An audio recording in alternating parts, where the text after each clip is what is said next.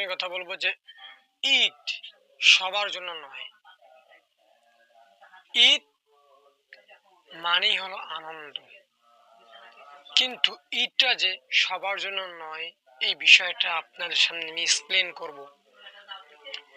যারা সিয়াম পালন করেনি, রোজা রাখেনি, তাদের কি মনে হবে জানেন? তাদের এই ঈদটাও সাধারণ দিনের মতো, যে রমাদান মাসে ৩০টা দিন রোজা রাখেনি, ঈদের দিনও তার মনে হবে এরকম একটা সাধারণ দিন।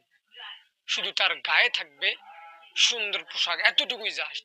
কিন্তু যারা সিয়াম পালন করেছে, রোজা রেখেছে, তাদের তাদের কাছে যখন তারা ঈদের দিনে নতুন কিছু খাবার খাবে, তাদের কাছে মনে হবে সত্যিকার অর্থে ঈদের আনন্দ এটাই। আর যারা